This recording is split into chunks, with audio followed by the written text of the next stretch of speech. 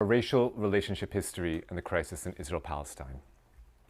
So, talking about black folks in Israel is a topic that rarely ever discussed in mainstream media here in the United States, at least. And it seems to me that almost the only time this had come up in recent years, about 5 years ago, this man, the owner then of an American basketball team, he said, "You go to Israel, and the blacks are just treated like dogs." Now, it's interesting, but it was stated and then never explored, never interrogated. No one really took it apart and tried to figure out, well, is this true? Is there any basis for this? Are black folks in Israel, in fact, treated like dogs, as he says? Well, talking just about the elite, the black folks that are the most privileged in Israel, talking about basketball players who are brought to the country in order to play on Israeli sports teams.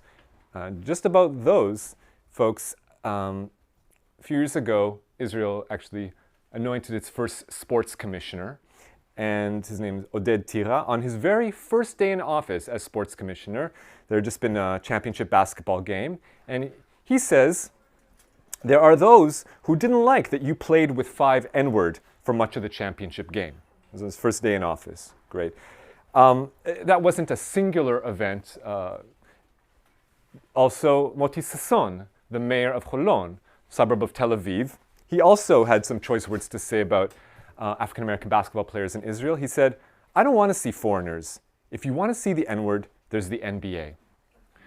So there's a pattern here. Also, we can't just relegate this, say this is only like a secular phenomenon. Sadly, this is also commonplace amongst religious officials in Israel. So, unlike perhaps in some variants of Christianity, like Catholicism, where there's like one single pope, in Israel, we say 2 Jews, 3 opinions. So also in the religion, certainly in Israel, in any case, there's not one chief rabbi, but 2. For Ashkenazi Jews, Jews whose ancestors were from Northern Europe, or Eastern Europe or Northern Europe, and Sfaradi Jews, or Mizrahi Jews, Jews whose ancestors are from Southern Europe or North Africa, the Middle East. So in any case, the 2 chief rabbis of Israel, first let's start with the Ashkenazi chief rabbi, David Lau. He is not only a chief rabbi, he's the chief rabbi's son of a former chief rabbi.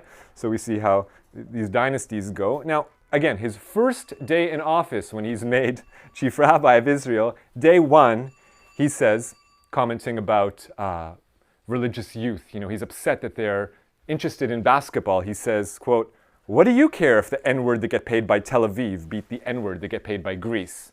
Castigating them for taking an interest. This chief rabbi. And like I said, he's not the only chief rabbi. We have another chief rabbi, Sfaradi. Also, he too, chief rabbi, the son of a former chief rabbi. This is how we do. And he says a couple years ago in his weekly lecture, "If you see a Negro, you bless God for altering creation." Which Negro? "It must be a Negro whose father and mother are white. If you know their child turned out like that, a monkey." Oh, so this didn't make it into the US media? That might be a problem. Now, clearly you're scandalized by this. You're not the only ones. Some people actually came to the rabbi afterwards and like, how dare you say such a thing? But he actually had the audacity to defend himself. He said, well, the words of the rabbi are quoted from the Babylonian Talmud. He says, quote, "If one sees a Negro, an elephant, or an ape, one says, 'Blessed is he who makes strange creatures.'"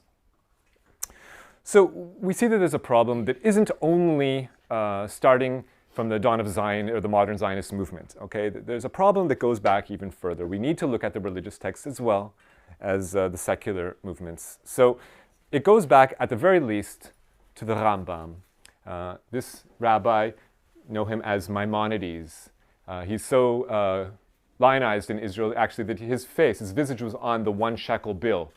We no longer have a 1 shekel bill at this point. They're only coins, because of inflation. But back when we had in Israel a 1 shekel bill, his face was on the bill. So Maimonides, or Moses ben Maimon, there's a famous saying about him.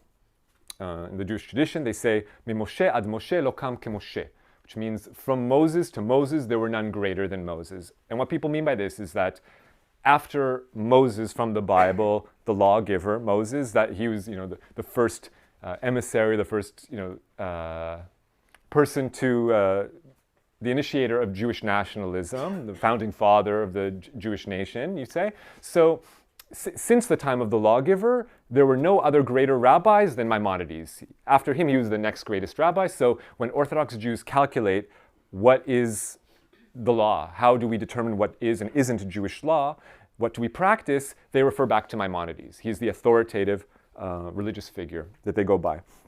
So what does he have to say about black folks? Well, he's writing like 1,000 years ago, and approximately, and he says, Negroes and the nomads in the South, and those who resemble them in our climates, their nature is like the nature of mute animals.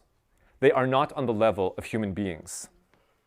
Their level among existing things is below that of a man and above that of a monkey.